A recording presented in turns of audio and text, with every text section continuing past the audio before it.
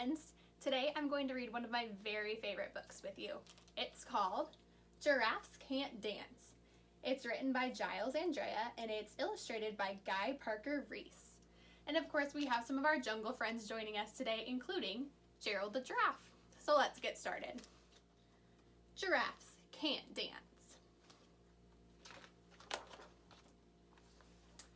Gerald was a tall giraffe whose neck was long and slim, but his knees were awfully crooked and his legs were rather thin. He was very good at standing still and munching shoots off trees, but when he tried to run around, he buckled at the knees. Now every year in Africa they hold the jungle dance, where every single animal turns up to skip and prance.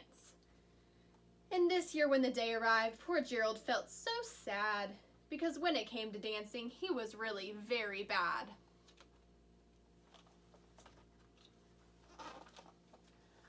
The warthogs started waltzing, and the rhinos rock and rolled. The lions danced a tango that was elegant and bold. The chimps all did a cha-cha with a very Latin feel. And 8 baboons then teamed up for a splendid Scottish reel. Gerald swallowed bravely as he walked toward the floor, but the lions saw him coming and they soon began to roar. "Hey, look at clumsy Gerald," the animals all sneered. "Giraffes can't dance, you silly fool. Oh, Gerald, you're so weird." Gerald simply froze up. He was rooted to the spot. "They're right," he thought. "I'm useless. Oh, I feel like such a clot." So he crept off from the dance floor and he started walking home. He'd never felt so sad before. So sad and so alone. Poor Gerald. Then he found a little clearing and he looked up at the sky. "The moon can be so beautiful," he whispered with a sigh. "Excuse me," coughed a cricket who'd seen Gerald earlier on. "But sometimes when you're different, you just need a different song."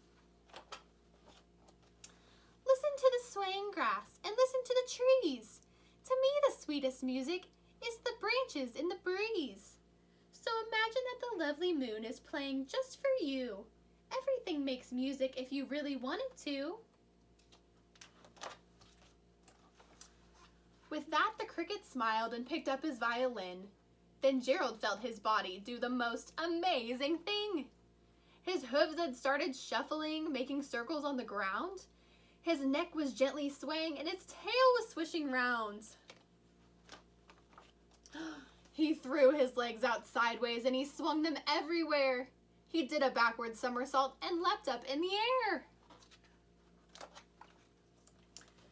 Gerald felt so wonderful, his mouth was open wide. "I am dancing! Yes, I'm dancing! I am dancing!" Gerald cried. Then one by one, each animal who'd been there at the dance arrived while Gerald boogied on and watched him quite entranced. They shouted, "It's a miracle! We must be in a dream! Gerald's the best dancer that we've ever seen!"